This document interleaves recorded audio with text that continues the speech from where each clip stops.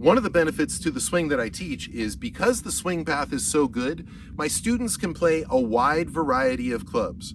It's not a case where you have to play a certain type of club because that's the only club you can hit, because your swing is so poor that that's the only club that will produce good shots for you. Instead, my students can play blades, they can play cavity back clubs, they can play steel or graphite shafts, they can play heavy clubs, or they can play light clubs. It's because when you create good swing path, no longer is the swing reliant upon the club to produce good results. Now, of course, there's an ideal, and you want to strive towards the ideal, and I want to help you with that. When you're choosing a set of clubs, there are a couple factors to consider. I want you to look at your clubs like they're a toolbox. Now, according to the rules of golf, we can only carry 14 clubs in our bag.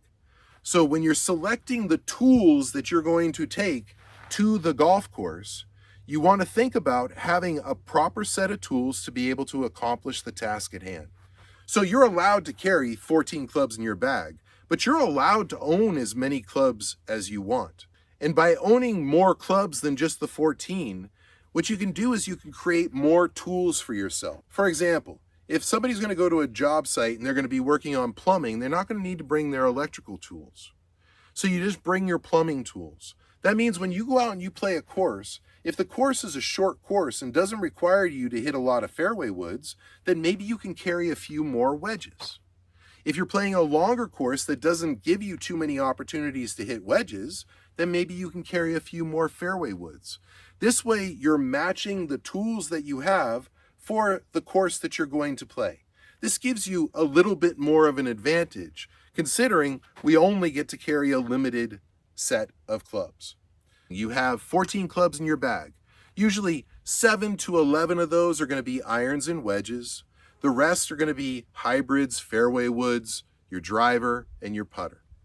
When you're choosing your irons, there are two factors to consider: whether or not you're going to choose a forged or a cast club, and whether or not you're going to choose a blade or a cavity back club. I recommend that you only play forged clubs. There are forged and there are cast clubs. Cast clubs are made in a pre-casted mold. And the problem with that is that the materials that they use won't allow you to adjust the lie angle of the club. It's cast. It's set as it's going to be. So the problem with that is it's much harder to custom fit the club for your swing. And it's very important that you get your clubs custom fit because of this. Getting your clubs custom fit is like wearing the right size shoes. You can't just wear a universal size, and you can't just work off of a universal standard. Well, cast clubs and the companies that are selling cast clubs don't want you to know that, so that they can mass produce the clubs and just get them in your hands, even if they're the wrong size. Now, when you have forged clubs, you now put the control in your hands, because now your clubs can be adjusted. They could be bent. The lie angle and the loft can both be adjusted to match your swing and your body. Now, this is crucial in order to play the game well, and that's for this reason. Every swing you make, we want the club to run level through the ground. If the toe digs, the heel will come forward. You can make a perfect swing, and the ball for a right-handed golfer is going to go off to the right. If the heel digs, the toe's going to come forward. And you can make a perfect swing, and the ball is going to go off to the left for a right-handed golfer. When the club runs through the ground level, you no longer have the deflection that can happen because the club is not properly fit for you. You have to have custom fit clubs. Otherwise, you can make a great swing, the toe can dig just a little bit, the heel will come forward just a little bit, and you're going to miss the ball even though you made a good swing. This is why you must buy forged irons. This gives you now the freedom to be able to adjust your lie angle. Now, forged irons, in my opinion, feel better. They give you a softer feel, and it's just a better way to experience the contact of club to ball. Forged irons might be a little bit more expensive, but you have to know this. You don't have to replace your irons often. I would say if you play regularly, if you are an avid golfer, the most frequently you'd have to replace your irons is every 10 years. The technology is not improving on irons so much that you're missing out on anything over 10 years. So the investment into a forged club and getting custom fit is one that will last you. So it's a good investment. Now the second factor is this. You have the configuration of the design of the club. You have blades, typically called blades, or a muscle back club, where there is no cavity in the back of the head. And then you have cavity back clubs. The cavity on the back of a head, what it does is it spreads out the sweet spot and it helps to keep the club more square throughout the swing. So there's great benefit to having a cavity back club. It's basically a player improvement club. It's helping you to do what you're trying to do. Now, there are different degrees to how thick that cavity is. The thicker the cavity, the more the club is trying to help you. So typically, for a higher handicap golfer, you want to choose a club that's got a deeper cavity, as opposed to a lower handicap golfer is going to choose a club that has a shallower cavity. That way they're getting the effect of having the perimeter weighting on the club to help expand the sweet spot and also help to keep the club more balanced throughout the swing, while also getting a certain amount of playability that happens when the cavity isn't so deep.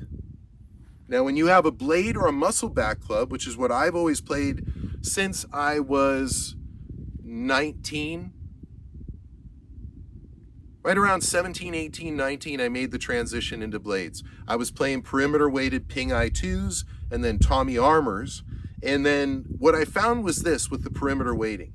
It limited my ability to work the ball.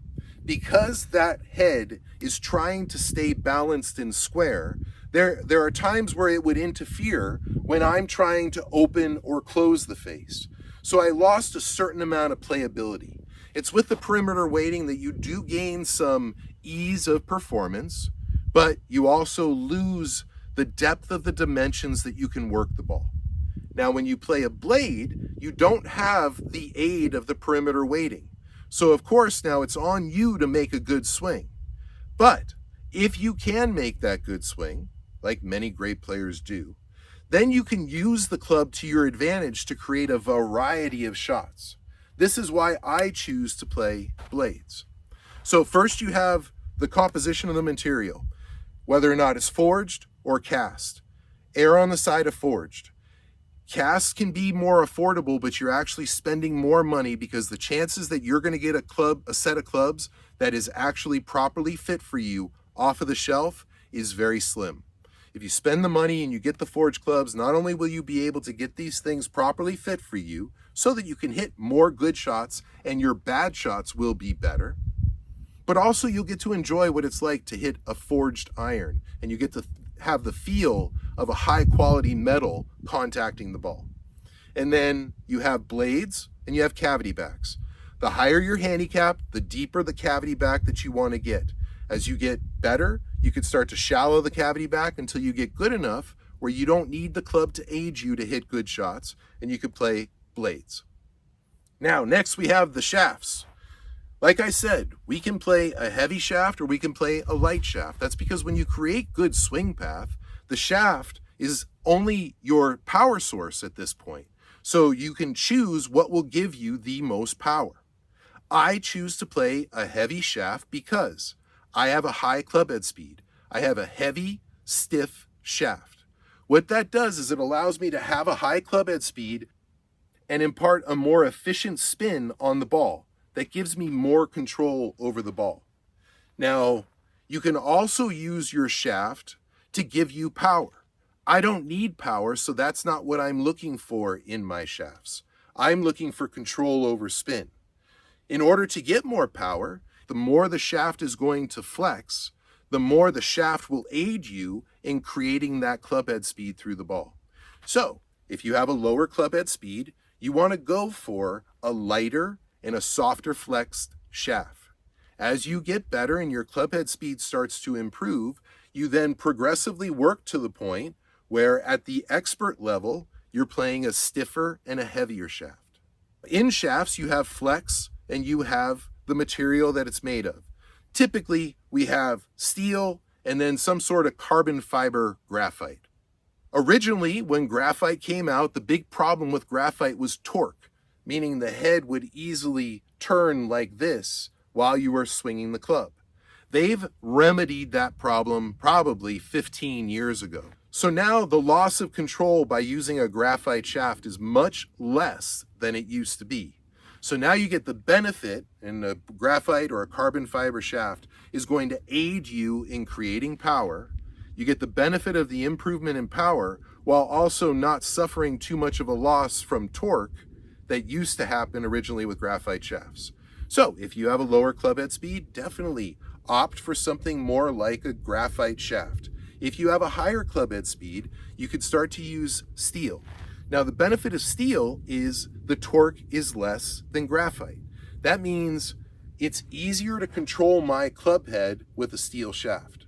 Now I'm not going to get the benefit that comes from a graphite shaft with power, but I don't need power. I need control. I need control over spin, control over direction.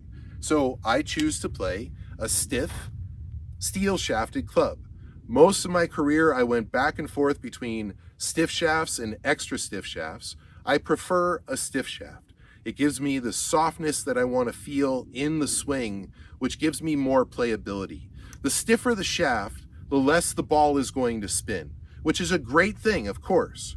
But if you can control spin with good swing path, now you can use a softer shaft flex to aid in power, but also aid in feel and the ability to manipulate the spin on the ball.